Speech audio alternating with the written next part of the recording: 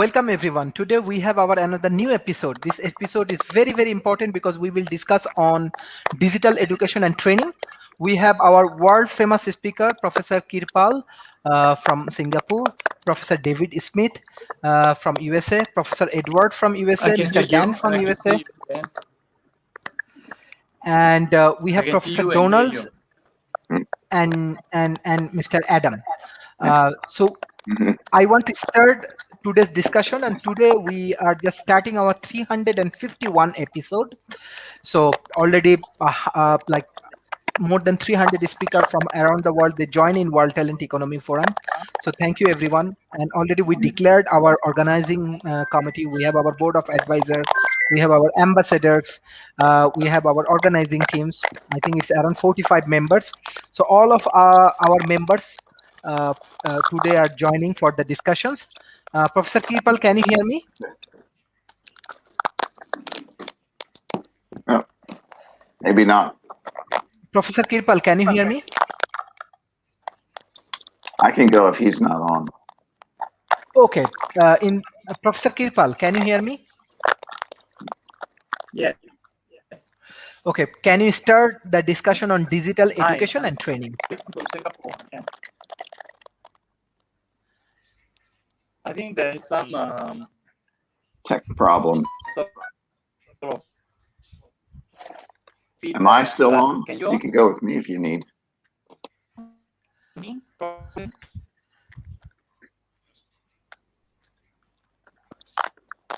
Looks Professor like he's frozen too. I Yes. hope you all can hear. My name is Kapal. I'm speaking from Singapore. Always a beautiful privilege Yeah, I'm frozen, to be but on I can the show. hear you. I will host. This is a very great. Can you forum. guys hear me? I think we need to talk about this, a lot. Can you all hear me, right? Okay. I just want to say that very unfortunately, the word digitalization and anything connected with digital has an unfortunate connotation. And so it usually has with digital. I think we need to probably have a new word for this process. And I think the vocabulary of English, as you know, expands. Our horizon expands and our imagination expands. So we may have to create a new vocabulary for a digitalized world in which communication itself is also going digital. Because the whole meaning of the word digital is not very flattering, it's not a very positive thing, negative. Now I know that for some people, going digital also means a reductiveness. That means they are becoming more and more in their own worlds. They are isolated. They are, in some ways, because of their isolation, not able to influence a large number of people. On the other hand, we also know that just as the 10 digits on our two hands cannot function without another, meaning they relate to the other nine. We also know that in the world that is becoming increasingly global and increasingly universal and increasingly digitalized, we do need to connect all the dots. We do need to meet each other at some point so that some kind of network might be established. I'm very technical. I'm basically a writer and a poet, and my whole life has been spent in the exploration of the meanings of words. And the word digital, as I said, has so one of the challenges of us in this so-called digitalized world is the fact that we're not very capable of understanding each other because the communication across cultures is becoming more and more difficult to comprehend. And also the socio-political movements that are taking place, thick and fast, are also preventing an easy mode of communication. So I think we have cut out for us, and we have a lot of challenges facing us. Yeah. Mhm. Thank you, Professor Kirpal. Professor David Smith, what do you want to analyze there? This can contribute. Thank. Can you use Uddin? Sure. Um, the whole concept of digital education is really expanding with what we've seen in just the last couple of years. One of the interesting statistics is global ed tech is projected to reach over $400 billion by 2025, which I think is just an amazing number of very hyper growth brought to this important area. And one of the fastest growing areas of ed tech is Asia Pacific region. It's growing by almost 40% compound annual growth rate there. So within your region, it's really becoming a much more of a very hot topic as you look at some of its impacts and where it's going and what it's doing. Now, it's not without its challenges and what people need to do to stay competent in it. Because of COVID, the estimate is over 80% of the world in this last year has used digital classrooms with at home learning, not just in the elementary and K through 12 marketplace, but in higher education as well, and even in graduate school. So the amount of face-to-face has really shifted dramatically the last couple of years. Uh, were universities and schools prepared for it? In most cases, not.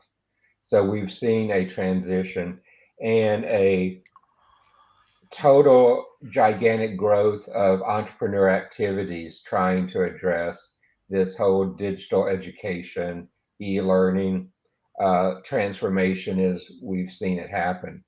There's a lot happening to go there and a lot that can be done with it, but we're at the beginning of a global shift in how we do education. Just like we're at the same edge of redefining the office and the work from home environment, that same thing is in education now. I was at uh, a meeting at some schools last week, and it was fun listening to the teachers. About half the teachers did not want to go back and teach in the classroom because they like the digital environment. They like the control. By the same way, probably half of the students would prefer to do digital education versus in classroom. So those are some of the elements there, but it's a topic that's very rich to discuss as we go forward.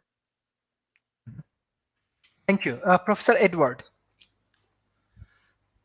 Professor Edward, can you Yeah, hear there me? we go. Can you hear me? Yes. Yes. Great. Okay. Yeah. I mean, this, in a sense, we're doing digital education right now in this discussion. And anyone listening to this program, Sharif is on the cutting edge of this and what he's doing right now. And of course, David's points were very well taken. But I want to put this in the broader context and then focus on a couple of other points. The broader context is that for several centuries, we've had essentially an industrial revolution model of education. That is to say, kids go to school and at 9 o'clock they get history poured into their heads, and then at 10 o'clock they get math poured into their heads, and they go down the assembly line and they get something else poured into their heads. And that's kind of been the model for a century or two. And of course, it has helped lift millions and millions of people, first in the industrialized world and then elsewhere, into giving them the knowledge so that they could be productive in the economy, productive in their own lives. So it's not that it's been a bad thing. But the thing is, that's not how kids really learn, or adults for that matter. And they learn through a variety of processes that now can be individualized with digital education. We all know, for example, that the Khan Academy was started by and individuals some decades ago now to help. I believe it was whether it was his nephews or nieces or whatever, to help educate them. And now, for example, our own school here in Maryland, the public school, the government school, basically uses Khan Academy videos to help educate the kids here. But it's not just a matter of digital education in the sense that I can sit here and I can listen to you gentlemen, or I can pull up a Khan Academy video, or I can pull up a TED Talk, or any of these things. What we're going to see in the future is a much more interactive and all-encompassing use of digital for education. For example, we have an Oculus here. This is one of these devices you put on your head, and you can see everything in 3D, and it's completely interactive. And my kids can go on there and they can do 3D art. They can do it right there, standing there, or they can visit India if they want to, and they can look around. They can say, "Oh, fine, this is beautiful." They can walk along a mountain range. But it also means that you can do training in the sense of, for example, we have the 3D system where you can practice plumbing, or you can practice surgery remotely with this technology. So what I'm looking for is, I always say in these discussions that technology, these are tools that can be used for various things, and that it takes entrepreneurs to figure out how best to use those tools. And so what I see in the future, hopefully, is more and more power to the parents so that they can determine where best to educate their children. We have a movement in the United States that money should follow the student, not the institution, so that parents can have a greater choice about where to send their kids and how to educate their kids. But it also means that entrepreneurs can come in and experiment with the best ways of educating. We need a Steve Jobs and a Bill Gates in education to experiment. By the way, while digital is very important, physical interaction is also very important. I know a lot of kids want to go back to school so they can be physically with their friends. But I know right now, for example, one of my daughters is on her iPad with a bunch of her friends right now, talking and chitter chattering and having fun. Okay.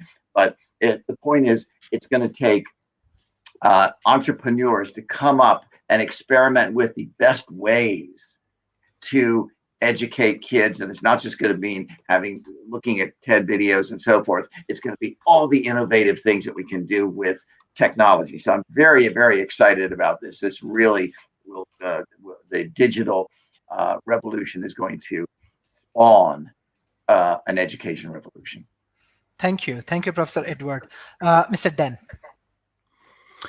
Yeah, human progress has always consisted of a race between, some people would say knowledge versus wisdom. I would say it's really technology versus learning. If you look at what happened in the 1500s, content was very rare for people, and there were virtually no universities either. But then something happened. The printing press got invented, movable type, and then content became more plentiful. And as a result, universities flourished. And I think we're in a similar situation today, where the internet is like the meta printing press. Content is now less, rare. It's very plentiful, unless you're on the wrong side of the digital divide, of course, which is another problem we need to address. But I think we have yet to see the blooming of the equivalent of the university in a post-printing press history arc. So I think that is happening, and one of the ways it's happening is with more unique ways of people documenting their digital footprint. I've mentioned before about something called a POAP token, and that's a proof of attendance protocol. It's an open source, peer-to-peer kind of, freely accessible thing, and it uses the Ethereum blockchain, but it doesn't have the gas feeds that are associated with Ethereum. The development community for the POAP wants to keep it free and easily accessible. So what I envision will be seen is people will be using these POAPs to create a literal talent economy, which is the name, coincidentally, the name of the show, World Talent Economy Forum. So I think we're just at the beginning of using all the assets of the digital universe to make digital universities and beyond. And check out the POAP .xyz. It's online, and that's just one offering right now. Thanks. Thank you, Mr. Adam.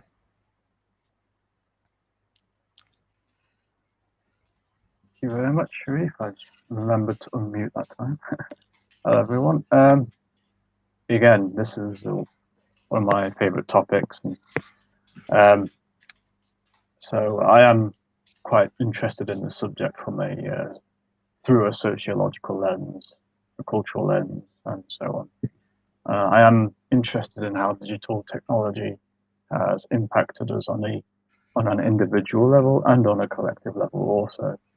How it impacts both our careers and working professional lives, as well as our recreational lives and our more pleasure-seeking behaviors when we are not working. Or business and no play makes Jack a dull boy, as the saying goes, as does never mix business and pleasure, or do just that, mix business and pleasure and see what happens if you're so way inclined. So I was really happy that Professor Kirpal Singh mentioned isolation and having an awareness of the more isolating and alienating effects that has come with these technologies. And these are not new issues. Technologically induced self-exile from society has affected people since some of the first generations of the kinds of devices we're discussing today.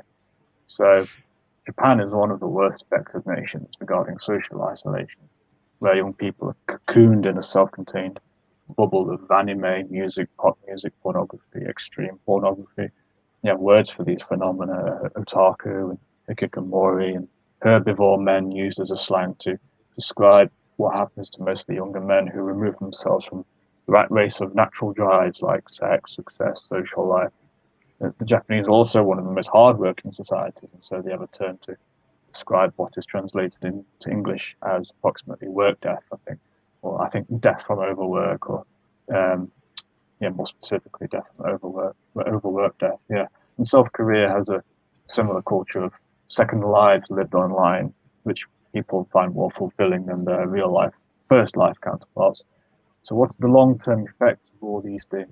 And I have seen in plenty of instances on public transport of parents giving iPads to babies, not toddlers, babies, to keep them quiet so the parents can concentrate on their own screen, which they are looking at quietly without saying a word. So I'm concerned about the effect on the brain and nervous system of someone growing up with all these since leaving the womb. And it fills me with a feeling of dread, I must admit.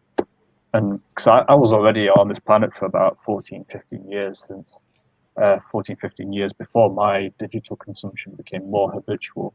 So with regards to these neurological differences from generation to generation caused by lifelong or almost lifelong consumption, pretty much non-stop consumption, we need to find out what is reversible and how, if people start to feel that their consumption is having negative physical and mental health problems, and what is almost irreversible. Is it irreversible for long, or will we find therapy that will be able to reverse some of the more permanent damage that's been done? Thank you. Thank you, Mr. Adam. Professor Donald. Well, sorry, my internet connection, my Firefox keeps crashing, and I have no idea why. Probably some evil plugin. But well, it was interesting to hear. I didn't hear everything everybody said because I kept going in and out. But I think what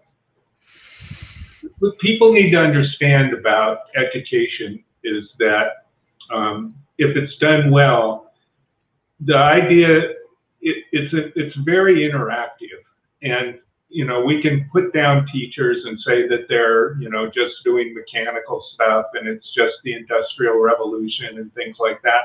But if you go to teaching school now, you have to study John Dewey. You have to start understanding about, or have some knowledge of how our identity is socially constructed. And I was just reading a fairly new sociology book by a friend of mine named Mark Granavetter, and it's called Society and Economy. And he has a chapter in there on trust and the various kinds of ways that we analyze trust, basically. And the one I think is the most powerful is the idea that we have a self-concept of being honest and being having integrity, and that's who we are. So we don't do things that are bad to other people. It's not just because it's a reciprocity, like something bad might happen to us if we're bad to other people, like social sanctions, but it's more the fact that we ourselves develop a sense of integrity. And that is not something that you do necessarily in isolation. The degree that we're taking nonverbal clues from each other and voice and body posture and all those different kinds of things is so high that we actually really don't completely understand it. There's a current theory of mind, which is the idea of what we call embodied mind. And the idea of that is that one of the philosophers, that neuroscientist that talks about it, says there's no difference between using a pen and paper and using a mobile device. That in each case, we're extending our minds, and that the things that we write down, to remember things, is really our memory. And there's a really good book called Memory Practices in Science about how we develop memory as social, besides just inside of our own brains. And I feel that the idea that we can train people using AI and things like that is a very, problematic. And it might be useful to make a distinction between training and education. In education, you learn how to question everything. You get to learn that nothing's really true. But training is being able to do a specific task. And that makes us into little machines. And I think that digitally it'll be easier to do training because it's normative. You want everybody to do the task the same way, basically. But I think education, I think it's going to be a long time before we really are good at digital education. And I'm going to say that now and talk about it more later. Thank you. Thank you. I want to share some good news, and this good news all about our forum. Actually, the long time, last more than 1 year, we finished 350 episodes, and we get our success because all of our speakers, actually, they support World Talent Economy Forum initiative. So our World Talent Economy Forum initiative in Malaysia, they have a program in Dubai on Resilient Malaysia, delivering the climate agenda for global opportunities. It's in October. So in that, can you see this thing? So in that sessions, actually, they will promote this think tank and the government. They will promote World Talent Economy Forum. They will broadcast our event. We have special episodes on 25th October. So all of the big corporations from around the world, they also join in our event. Beside that, the governments and the corporations and even UN Secretary, all of them will be our audience for that sessions. But we get really, really good appreciations from think tanks and government bodies, and hopefully it can be a very good achievement for World Talent Economy Forum. Actually, week 4, we will broadcast our event. But already I told you, like, many countries, governments, and corporations, they're following World Talent Economy Forum, and this session is a very useful for them because of impact investments. We arrange climate change related sessions, cutting edge technologies, and many more things we are arranging. So I believe this is all about all of the success actually come because of our speakers. We ensure the high quality speakers. We ensure some cutting edge technology, so it attract the government bodies.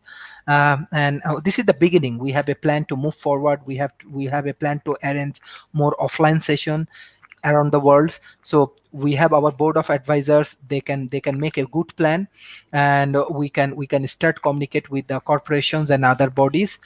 And already our 45 members name we submitted with your, someone has Wikipedia information, someone has LinkedIn information, someone has website.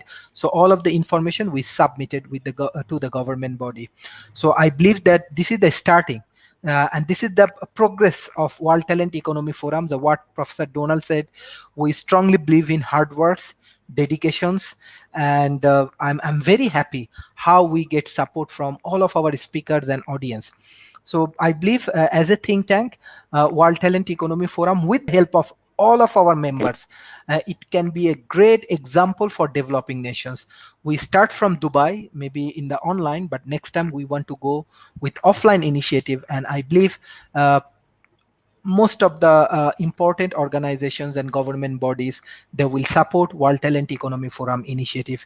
And this is the achievement of our speakers. I strongly believe that this is the all of our achievement as a team, because the 45 members names I already submitted to the government. It's a team effort, it's not individuals. And World Talent Economy Forum, it's a people's organizations. This is all for people. So we believe in people, we believe in people contributions.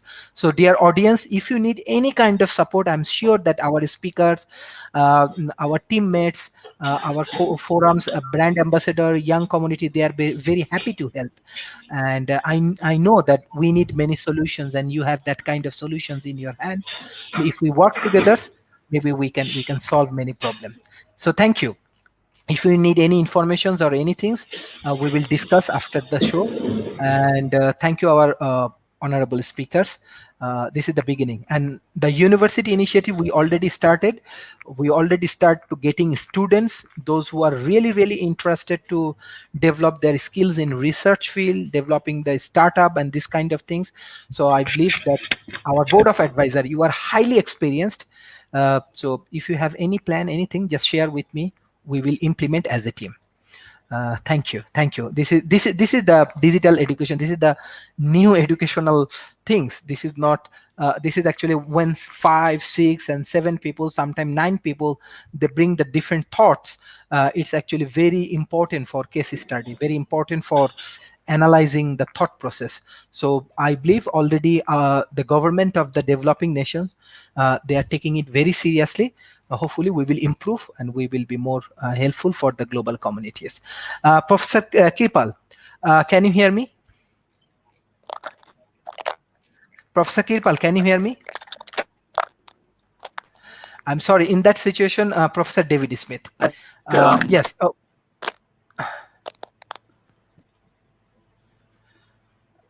Sorry. Dimensions to this, because when we talk, we need to understand how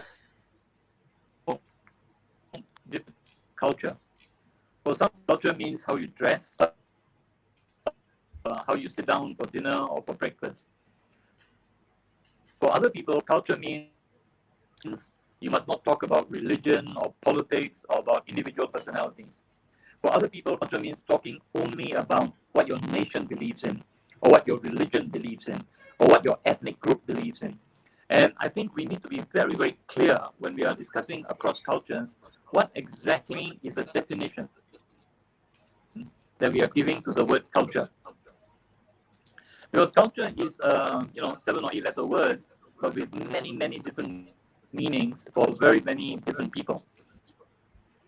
Even in the same culture, different individuals may understand, say, the meaning of democracy very differently. They may understand the meaning of the phrase being masculine very differently. A woman can actually, be very masculine if she intends to do that. A male can be very feminine if he wants to do that. So I think what we need is clarity. And clarity is in very short supply in our modern world because we're in such a hurry that we do not actually take time to reflect on what someone else is trying to communicate to us. We need really to have time and patience to understand what is he or she really trying to tell me. And I think that's where the challenge is in terms of cross-cultural understanding, in terms of knowing and accepting each other's opinions and views and beliefs and values. That last word, values, is very fundamental because different people value different things. I mean, some people value money. Many other people value positions. Many other people value knowledge. Many other people value your political affiliation, your religious affiliation, your ethnic affiliations. So we need clarity in a whole lot of these very fundamental factors and bases that actually affect the way we think, the way we react, the way we respond, the way we interrelate, the way we reply. I mean, when a good friend writes to you, we reply very often and very fast, very promptly. And somebody we don't know, writes to us, we take a little bit of time. So I think we need to be very, very aware that different kinds of questions across many different dimensions will probably require and necessitate very different kinds of responses. And I think, the old saying was that familiarity breeds contempt. It doesn't necessarily breed contempt. I mean, familiarity can also breed a lot of love. I mean, people in the same culture fall in love more often than people from different cultures, right? So I think we need to be aware of this thing and see how we can educate ourselves and educate our young so that as we move forward into a brand new world that is moving to Mars. We were thinking of going to the moon.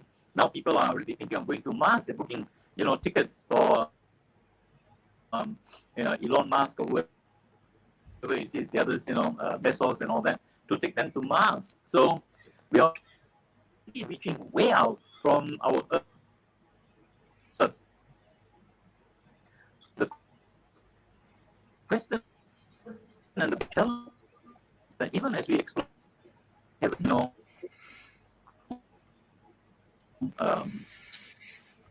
challenges and offered to our neighbors. Mm-hmm. The great challenge lies. I mean, then the people from Indonesia or Malaysia or Cambodia or Laos, just the nations that are around me.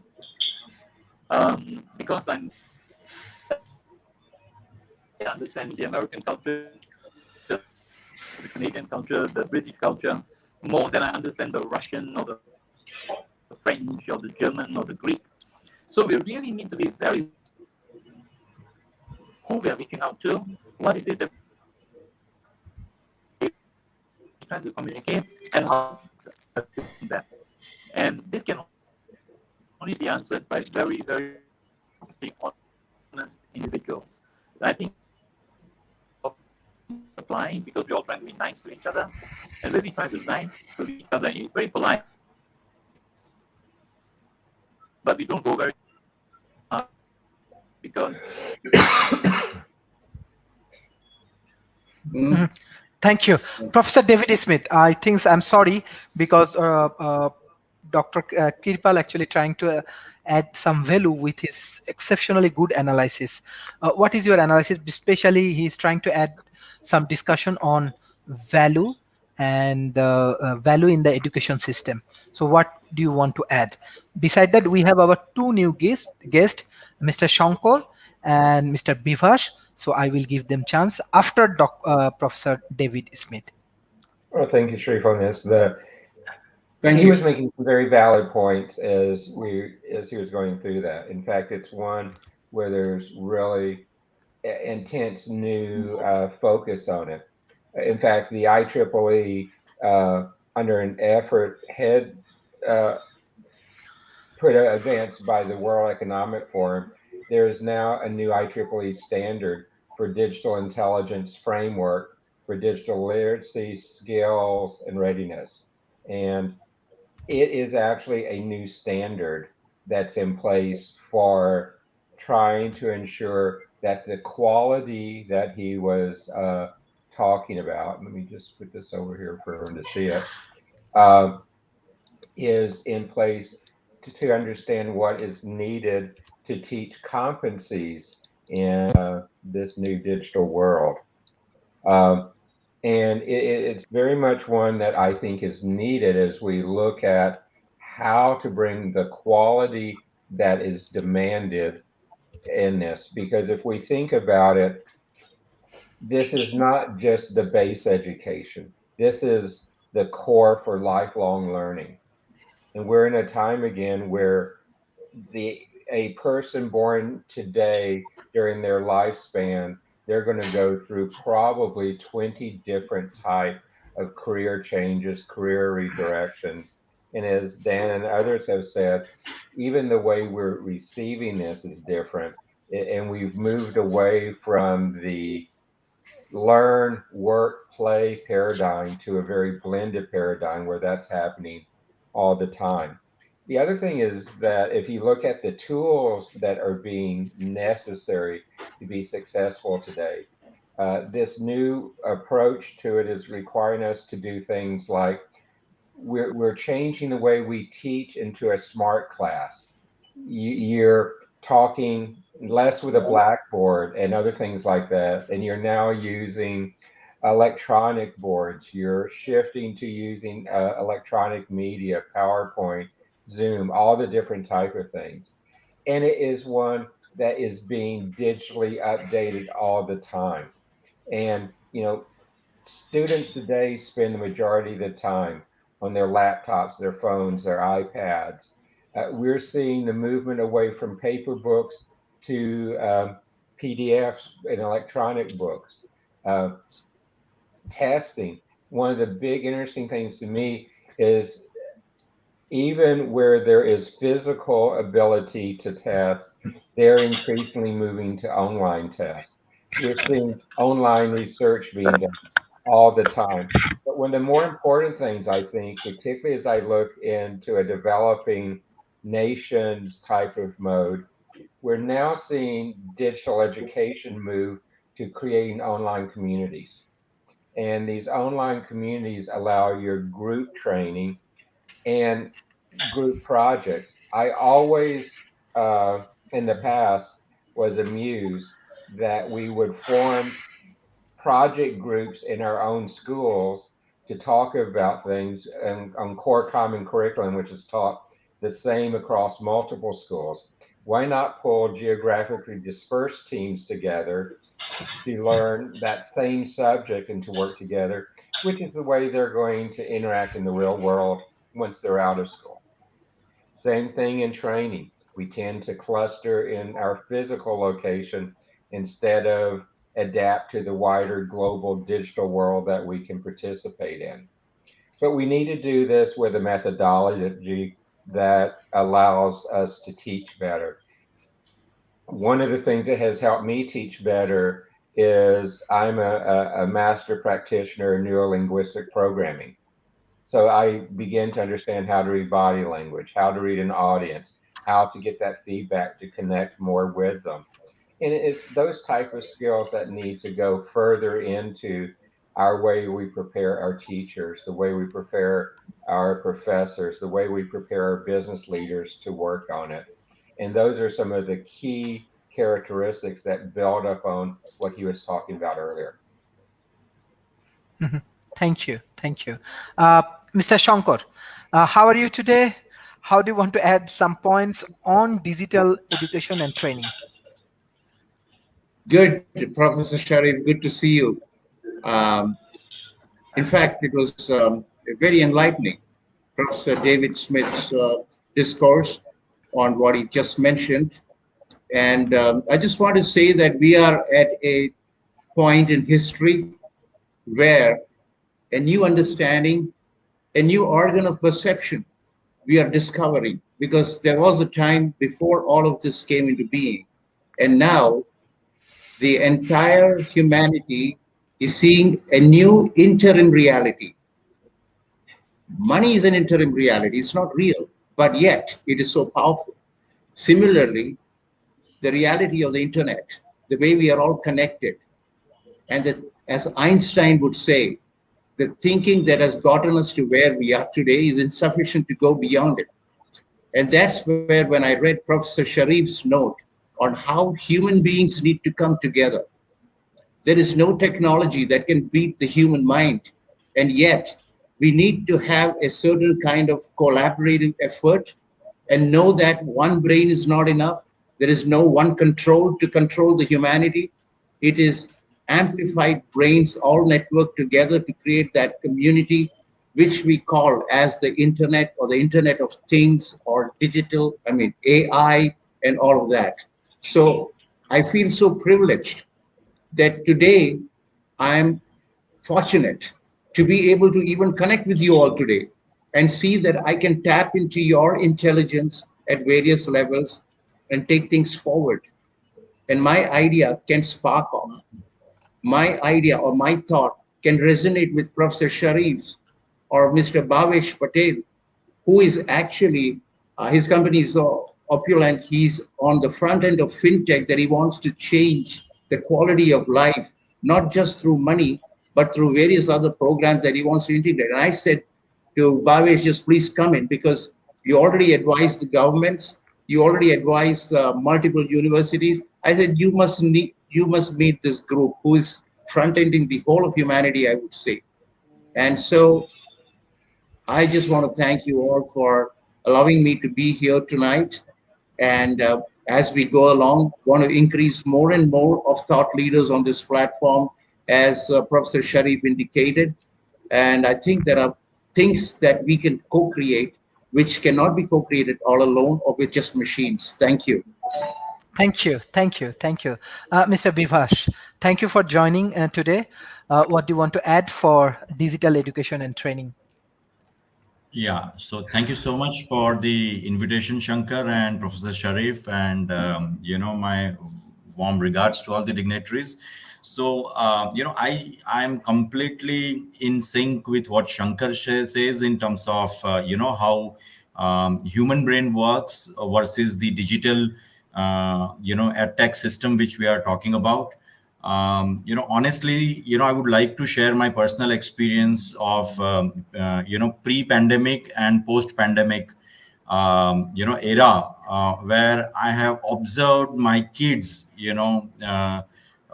pre-pandemic versus the post-pandemic kind of a behavior, and the kind of the way they are growing or not growing, and it has given me the quite alarming kind of alerts, basically, that somebody or the platform needs to be set up to ensure that the this mega changes in the mindset, in the human mindset, as at the same time in the tech ecosystem which is happening. So what I have done is, like, I was observing the complete global ad tech market map, which is divided into some kind of a classification. There's Sorry, some echo sorry, is coming. Okay, sorry. sorry. Yes. Yeah. So, the entire ad tech, basically, my strong belief is that, one, we need to do to see through that, how the human mindset is basically proactive, and having, this is the agenda on the top priority, where we understand that, one is that intent part, the awareness part, and the emergency part of handling this particular issue in the top priority. And second part is the seamless implementation through a lot of integration and aggregation of the tech platforms. And hence, I'm working on setting up a couple of, help communication basically the edtech network startups. so that And we can communicate. hello. Yes, sorry about that. Please. Yeah, that's okay. And for that, I was just studying that, what could be the broader classification into this thing. So one is, as I said, the working on the, you may call it psychological aspects of the human brain, or the spiritual aspects of the human brain, or the awareness aspects, like, or setting up the priority aspects. And the second part is the other bunch of tech solution for the edtech market, and that could be the learning management systems. There are many unicorns are coming up in the early childhood education. A lot of unicorns are working in the broad online learning platforms. There are many people. There is something called enterprise learning, which is mainly to target in the different segment of the corporate world. There are something called next gen school, which is mainly working on the alternative education, basically not like a typical board driven or the government regulation driven education, but they are working on their own next generation syllabus. There are something called tech learning, which is just focused on the specialized area. And there are so on and so forth. There are, like, I have classified into probably 25 to 30 different segments of what the digital education can contribute, right from the primary education to the higher education, the higher secondary, the UG and PG, and the super, or maybe in the skill development education also. And then what we have decided is to promote this tech startups who want to contribute globally through this digital ecosystem. And probably, I need all your guidance and probably connectivity, because here in India, I think couple of unicorns in the digital world. So for an example, Byju's already become the decacorn, and going towards becoming the $100 billion economy. Just a one single startup which is just focused on the digital education in the schooling system. So this, it has a great potential, it has a great social impact, it has a great impact on the overall economy also. And I'm so delighted to have this discussion on this forum. Thank you so much. Thank you. Thank you. Professor Edward.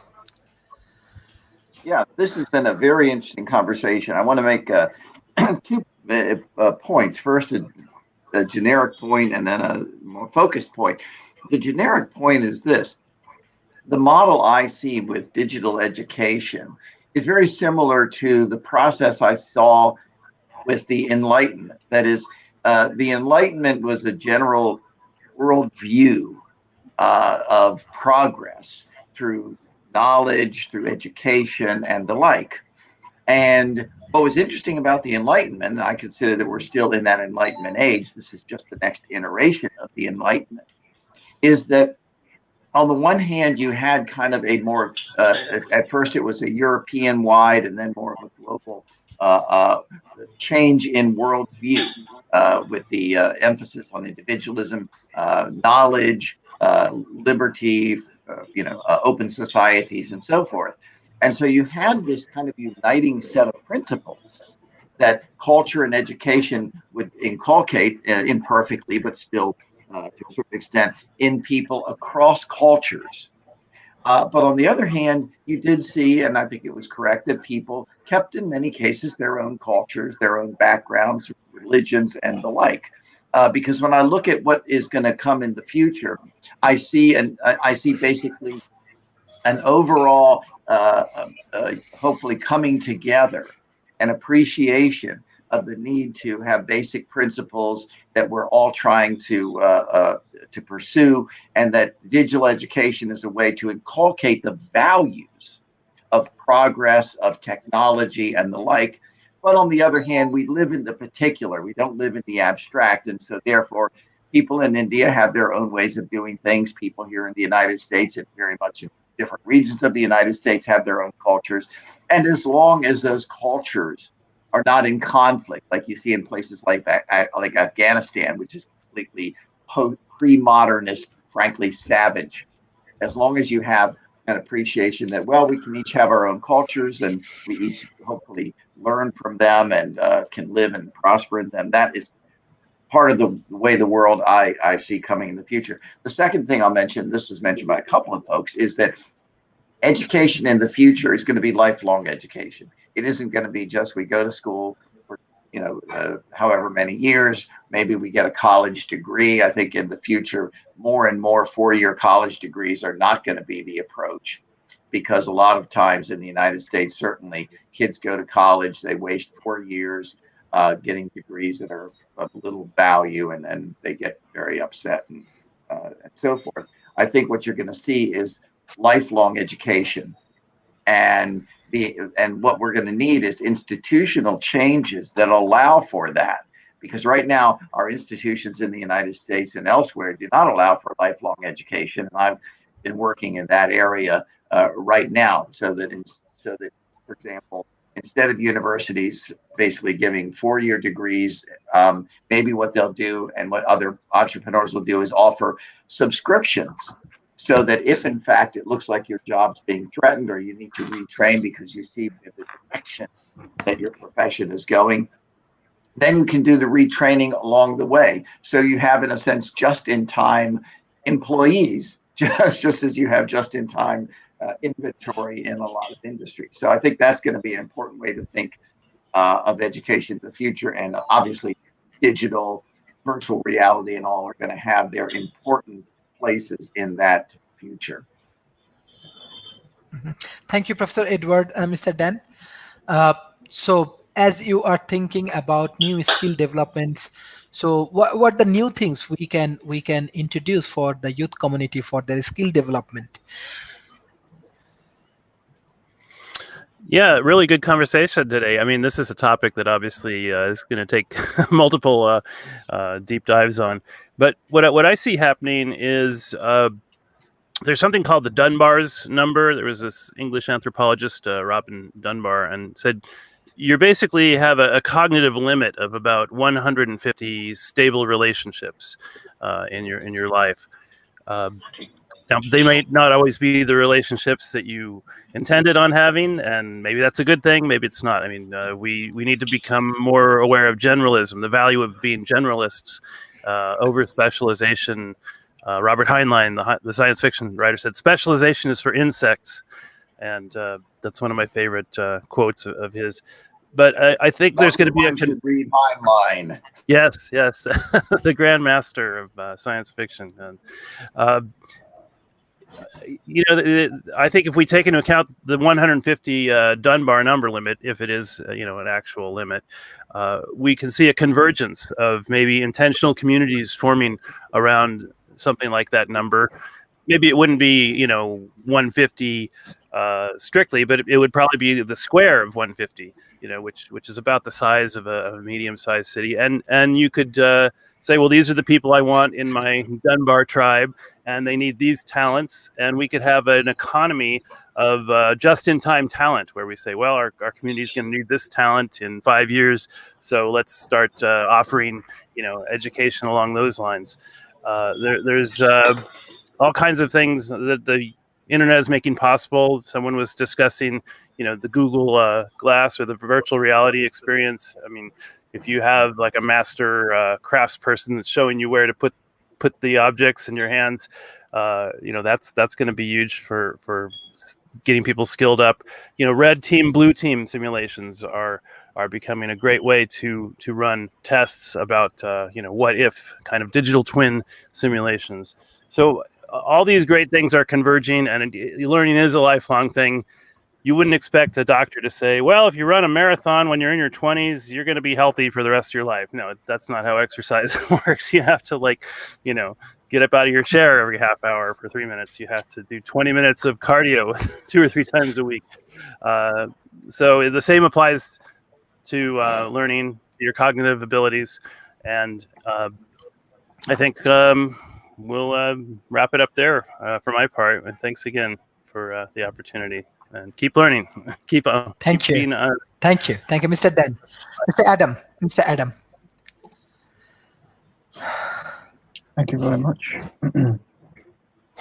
So, with regards to education and training, digital devices, tools, and digitally facilitated collaboration and remote collaboration have been a godsend for this topic.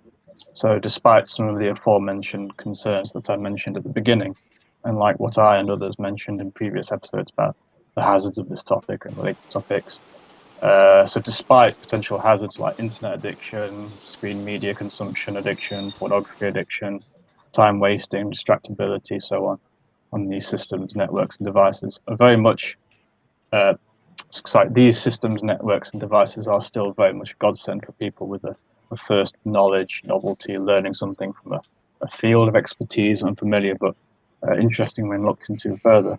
So then I consider whether these digital custodians and portals to near infinite knowledge is an almost magical godlike privilege that can be offset quite dramatically by these addictions and problems and hazards. So someone could be reading an article about something they are very interested in, but by the time they get halfway down or a third of the way through, they start to feel a bit restless and uneasy. So they open YouTube and watch a video despite having a deep passion for whatever subject the article they were reading was about, which can be a bit disheartening. And I do wonder how differently memory retention and learning retention are affected and how different they are between online learning, digital platform learning, and compared to being in a room like a classroom or lecture hall in the presence of others interacting face to face with the teacher. So my best guess would be to say that whilst real life face to face proximity learning is more limited and restricted than the portals of infinite knowledge we call screen, media, and computers, it is easier to concentrate, be enthused, learn, be fueled by healthy competition and status seeking and signaling in a real learning environment when compared to being on a laptop in one's bedroom where millions of libraries and repositories are at one's fingertips, alongside an equally infinite reservoir of distractions unless measures have been put in place, like being at a Starbucks cafe or like restrictions such as parental control or being in a cafe. Because for me personally, being in a cafe environment helps my motivation immensely, and I can complete more than I would by myself in a room. Where on a bad day, I write a sentence, listen to music, write another sentence, listen to some more music, and so on. So maybe I'm being too hard on myself, but it's very frustrating sometimes. So furthermore, I think it would be better for someone's self-esteem and self-respect to exercise enough self-discipline and impulse control to not go on YouTube or Facebook in between every time one writes a couple of words. So I think if we do become more and more reliant on remote learning and digital education systems and infrastructures, then it will be more important than ever to impart knowledge, skills, wisdom regarding discipline, self-discipline, being focused, being organized. And I think teaching these skills will become equally as important as whatever topic, field, or subject tutors are teaching and students are learning about. And we could allow for a cultural relaxation around pharmaceutical study aids like modafinil, nootropics in general, microdosing even. So these things become less of a taboo or no longer taboo, which loops back into what Professor Edward Hudgens was saying about the Enlightenment, where, unless I'm mistaken, that was partially facilitated by people switching from alcohol, which is sloppy, depressant, to coffee, which is stimulating, mind expanding, brain opening, to caffeine. So if we use these devices and technologies with enough of the necessary wisdom and discipline, we will help usher in a new renaissance where people will want to become autodidactic, polymathic, lifelong learners. Because I know I certainly do. So that also loops in with what Mr. Dan was highlighting. Specialization is needed sometimes, but it leaves me cold, just like many insects do. So the human warmth is lacking there, but it's more present in polymathy, autodidactism, and lifelong learning, which I think is the future. Thank you. Thank you. Professor Donald, there is a specific question from audience. He loves to know more about, does anyone know of or forces any drawbacks with digital education and training? And I think there need to be better connectivity issues, especially in underdeveloped area of the world. So how we can connect more with underdeveloped nations, especially when we're discussing about digital educations. Internet is very challenging. Already our speakers, even he is from Singapore, you see what's going on, the internet connections. So internet connection is very important. Even though we get declarations like Starlink, they may solve the problem. I don't know what will happen in the real world, but give us some thoughts and guideline on that particular point. Okay. First, I want to say to David, after I graduated from college, I worked for John Grinder for 2 years. He's a friend of mine. So anyway, I've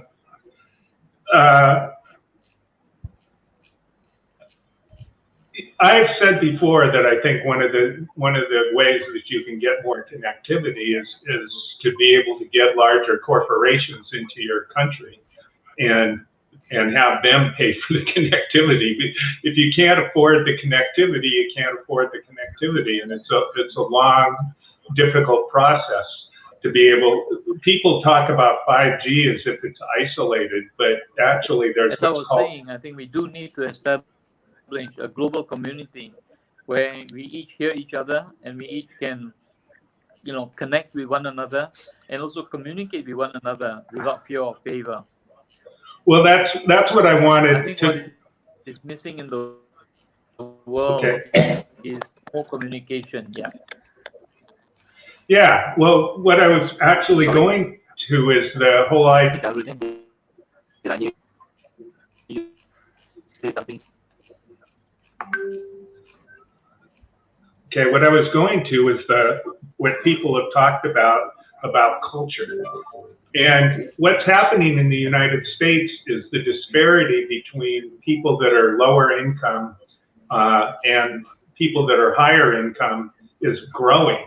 So if you look at the test scores after COVID of the people who already had low test scores, their low test scores are getting much, much lower.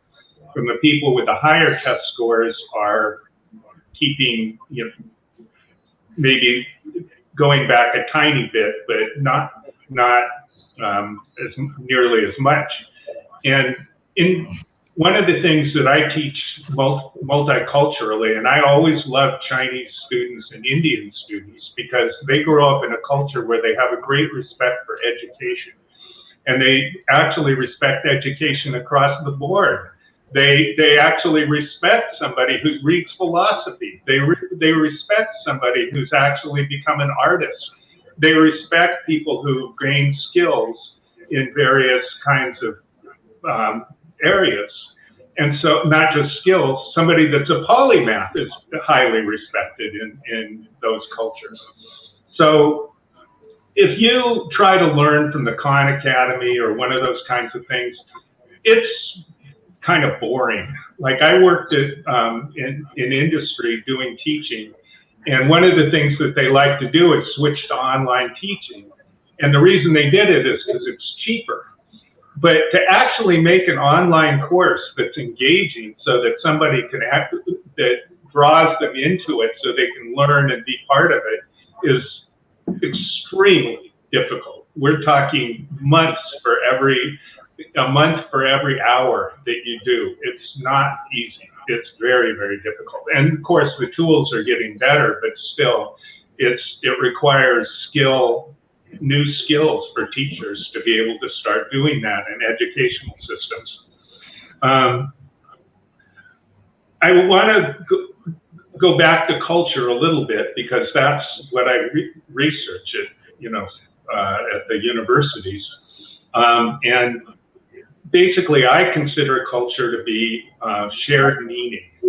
And so what winds up happening is words don't have meaning themselves. There's no meaning attached to a word. Meaning is the shared knowledge we have of what's around us. So the meaning of university education is different in different places. The meaning of eating dinner is different in different places. We have all of what it means to do something and to act and to be able to identify the objects and things around us is different in different cultures. And cultures are not just broad cultures like Indian culture. we all have, there's many, many, many subcultures within our society. So how do you learn to be part of a culture? Is basically you grow up in it. You're taught by the people around you unconsciously.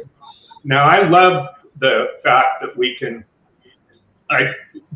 basically work together. Like sometimes Sharif and I have been working together, and sometimes we have misunderstandings we have to talk about because his culture, what the meaning of what he's doing is a little different than the meaning of what I'm doing. So we talk about it, brainstorm, and learn about each other, and it's wonderful. I mean, it's just absolutely fabulous. And I think that that's one wonderful thing that we've done, and other people have mentioned this, the culture. So lifelong, I want to mention also about the Dunbar number. There's a very important paper. It's the most cited paper in sociology by my friend Mark Granabetter. And what it shows is that people who are in multiple communities are the people that are the most creative. They're the people who do highest on creativity tests. They excel. They rise faster in corporations. They make more money, and they have better health. They get fewer colds. Surprisingly enough, you'd think if you were connected to these different communities, you'd have more of a chance of getting colds, but it actually does something to your immune system so that you get fewer colds. And that's the thing with us. I think that whatever we do, we have to keep the component of being able to somehow connect with each other. Because if you think about your life and you think about the path that you took in your life, everyone, somewhere along the line, you had a teacher, a friend, somebody who told you something that you didn't know that excited you and got you and changed your direction to some degree. Everyone's had that happen. We all do. And that's what we call serendipity. It's luck, basically. So somehow as we create these new educational opportunities in the future of education, we have to find a way of building luck. The way I wrote about this right at the beginning of the internet, I said, everything that people are doing is they're saying, we're making these things so you can be with people that are the most like you. And that's what's happened with Facebook. People get into areas where they only talk to people that are like them.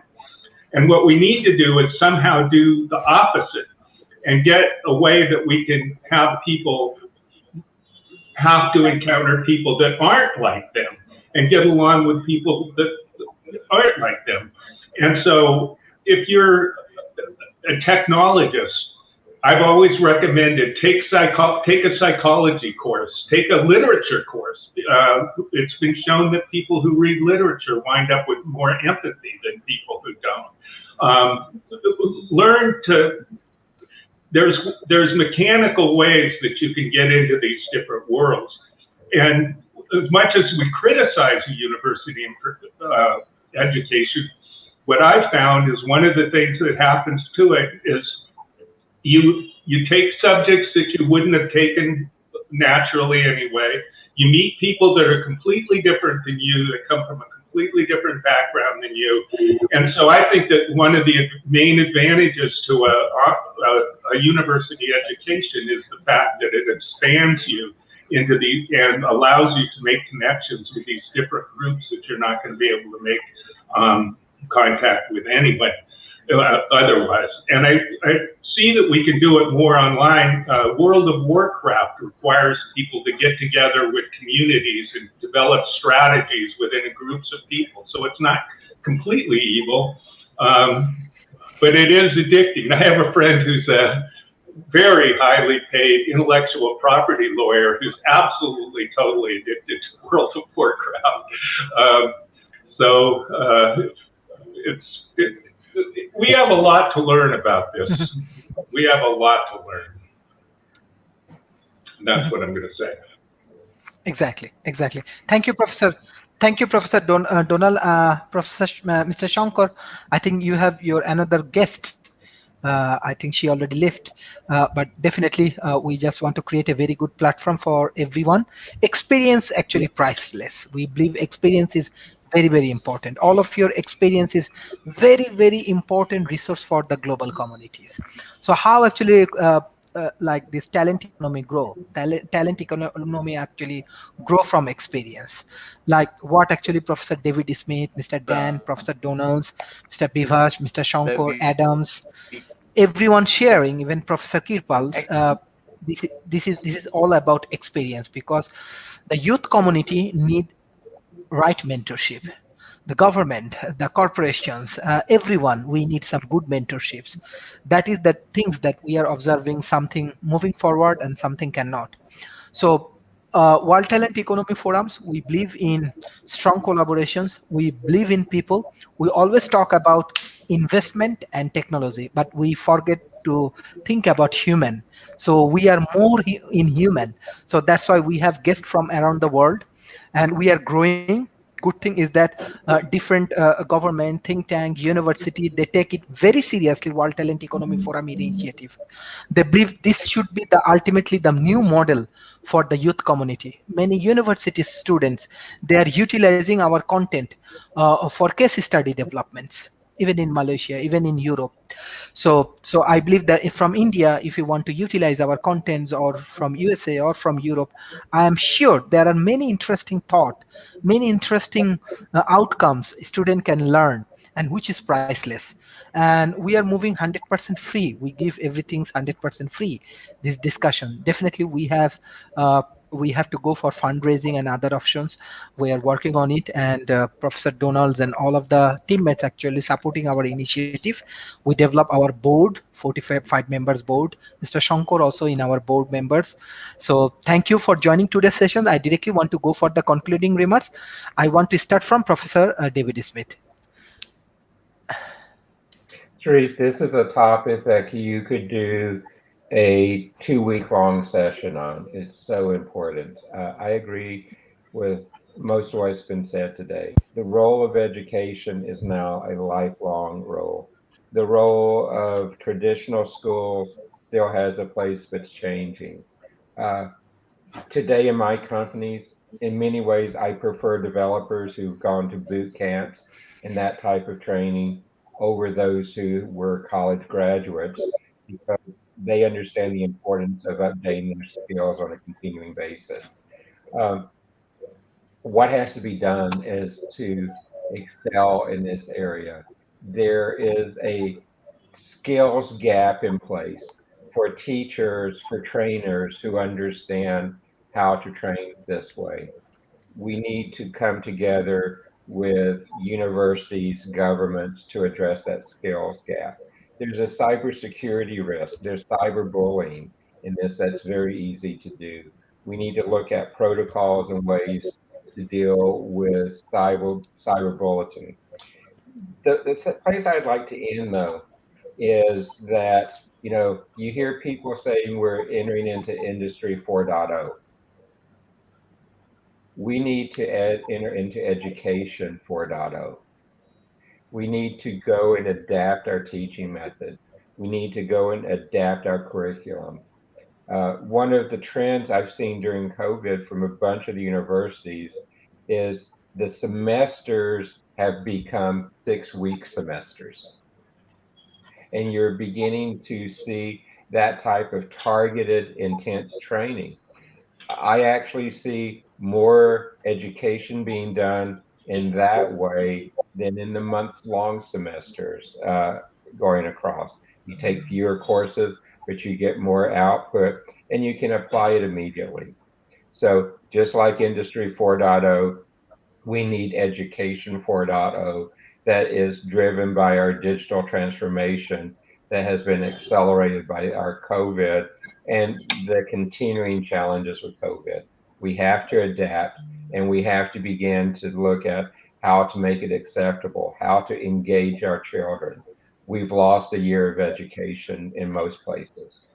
Let's work to see how we can improve it to have it work not just for our children, but for the adults as well, as we have to transform ourselves repeatedly to keep up with this hockey stick growth of technology, these changing dynamics in government and in the world situation. This type of digital education is the key to doing that. Thank you. Thank you. Professor Kirpal, what's your concluding remarks, Professor Kirpal? Well, we can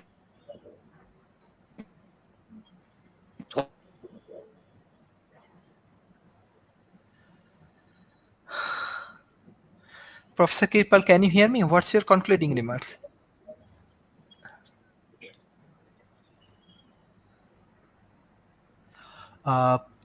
Actually, Professor Kirpal, he is actually very famous scholar. I really love and I love his dedication, but somehow for internet connections, he cannot manage it. I'm really sorry about that. Mr. Shankar, what's your concluding remarks today? My concluding remarks today is that I really resonate with some of the speakers, and especially Donald, for integrating the fact that you can integrate culture, you can reintegrate art. At the heart of it, I believe that various cultures have such a contributing effect on humanity that we sometimes are blind to it. And I myself think that there are great things to learn from each other, and it's really a blessing that when you meet a friend, or I think it's a grace that you are really exposed to a new culture. It doesn't happen so easily, but when that happens, I think it's some kind of a grace that has come into you that you get into a different level of understanding.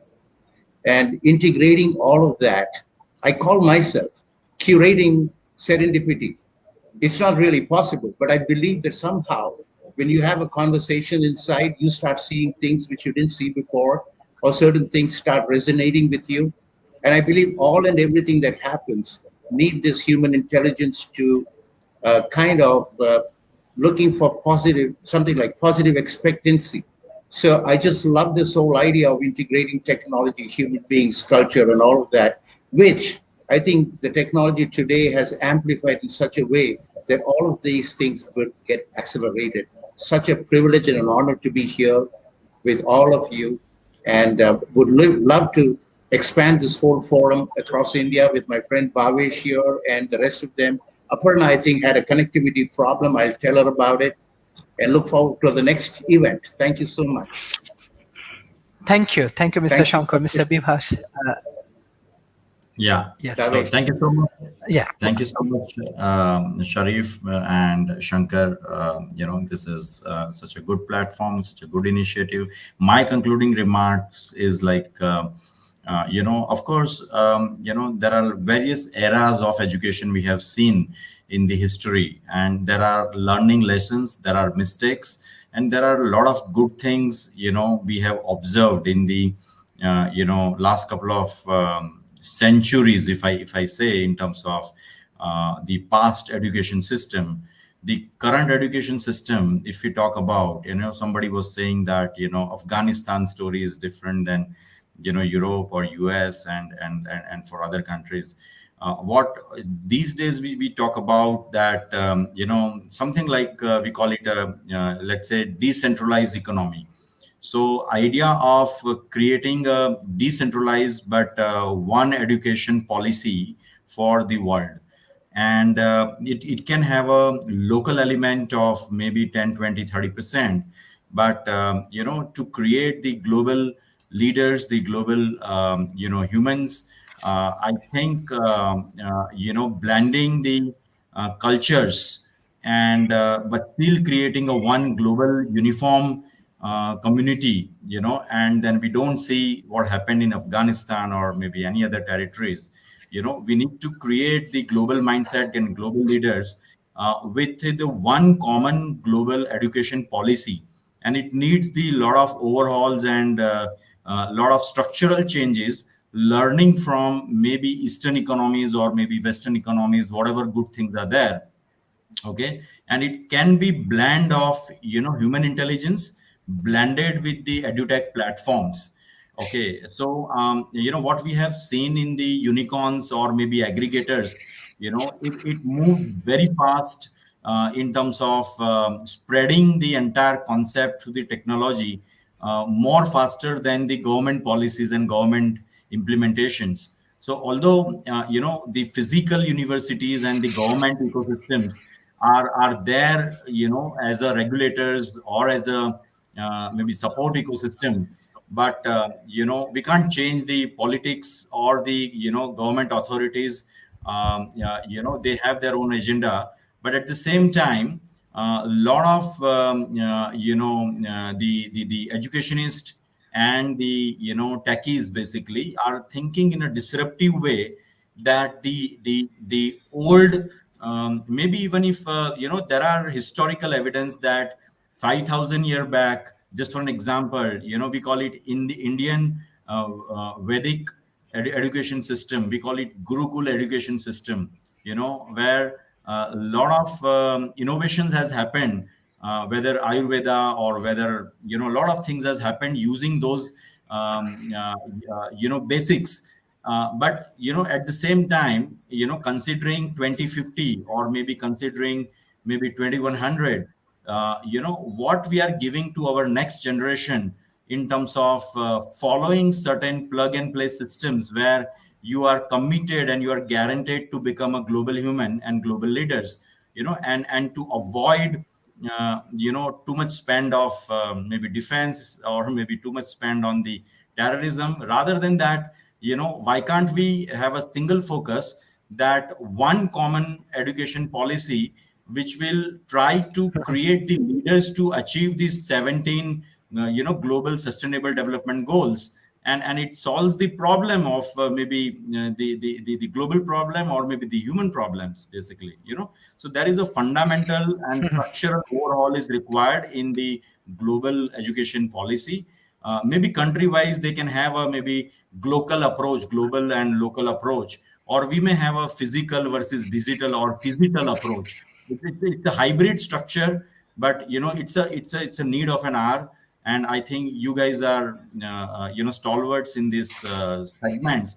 But I urge all of you to create a kind of a mission, global education platform, to think through for the experience from the last couple of centuries versus maybe next couple of centuries coming up, and what we are setting up the tone for the next generations is most important, rather than thinking about the past and the current mainly, because this is the long term forum, and I think we all are here to contribute and support each other. And thank you so much, Mr. Sharif and all the other dignitaries. Thank you so much. Thank you, thank you, thank you. This is the things, actually this is one of the problem solution. I believe, even personally I believe, that we need one education policy for around the world. That is the major problem, that we have many education policies. Someone go for national curriculum, someone go for international curriculum, someone go for uh, religious education system. This is actually huge problem, but I personally believe if we can go for a one education policy for around the world, it may be ultimately the solution for education system. And actually the discrimination start from educations. That is the reality. If the someone is a rich guy and from rich family, and they go for all of the getting all of the international education systems, then some people go for nationals, and those who do not have abilities and capacity, they go for religious education system. It's especially happening in developing nations. So this is the strong point I believe we need to apply, and we need to work together. So we need to work hard. Yes, we hear a lot about Silicon Valleys. Maybe we can bring social entrepreneurships from South Asia, Silicon Valley's technological innovations, and we blend it together, and we can apply models. And yes, UN can do it, or the developed nations, they can take initiative, and that is one of our objective of World Talent Economy Forum. We want to bring all of the talented, and we want to develop a neutral platform for everyone. Yes. Yeah, just to add you, like, if we can have a one, single global digital cryptocurrency, Bitcoin, which is now, Mm-hmm. coming up like anything, and it's a decentralized without any major regulations, I would say. I mean, blockchain economy would be the reality in next decade. So blockchain education, or maybe the, education which is, following the one global policy, is the need of an hour. And probably, UN can take the initiative, or maybe somebody from you can, create the digital, blockchain education, policy, or with the platform, which will make a viral effect, the way the digital currencies or the cryptocurrencies are doing it. So it requires some kind of a structures and the technological platform, of course, with the global policy, on the education. And it requires some research, and it requires some kind of a blending of Eastern, Western, or maybe developed versus, semi-developed or underdeveloped economies, cultural blends, and lot many things. But we can initiate some kind of a research, some kind of, kind of a lot of depth study. And then, this concept can be put up to the right forum, and maybe some techies or some institutions, or can take this initiative, and this dream can be the reality in a couple of years. Thank you. Thank you, thank you, thank you, thank you for your very important remarks for this platform. Mr. Dan, what's your concluding remarks? Well, these are really challenging times, but with challenge comes opportunity. We need to brace ourselves for lots of impacts, one of which is about 1/3 of all jobs are looking to be automated away in the next 5 to 15 years. So this is going to drive a lot of unique adaptation. I think one thing you're going to see is that anything that can happen without a middle party, or a middleman, is going to go away. The blockchain is an example.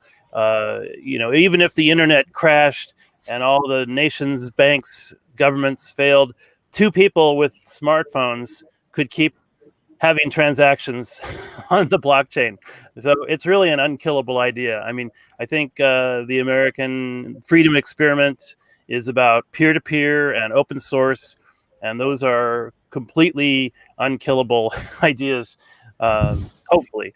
But resilience needs to not fool itself. You can't centralize resilience. If it's not decentralized, it's not really resilient. So let's develop a local-friendly education spec. I think that would be a great team project for the World Talent Economy Forum. And just to put in a plug for amateur radio, if you're wondering what KK6 VDR, that's my extra class ham radio call sign. That's a great community of 3 million people worldwide that can do off-grid communicating. And you can learn it for free online. And also get trained up in disaster preparedness and response. I think those should be the heart of any local education. So thanks again. Thank you, Mr. Adam. What's your concluding remarks today? Thank you very much. Yes, connectivity is quite a familiar issue, especially to us. It turns into a kind of the session can turn into a kind of whack-a-mole situation with multiple people popping in and out of discussions constantly with their hot microphones and music, of course. But yeah, it makes things more interesting. I just wanted to acknowledge what Professor Donald Steiny said about Indian and Chinese students who become acquainted with you and me, and how their eyes light up when they tell you you're in a band, or you wrote some poetry, or you painted a picture, or you went to somewhere. And because, like he correctly pointed out, they are culturally expected to follow a particular set path with very little wiggle room for either deviation or expansion or swapping subjects. No dropping out, and must be resilient to boredom to just see something dull all the way through to the end for that certificate or qualification.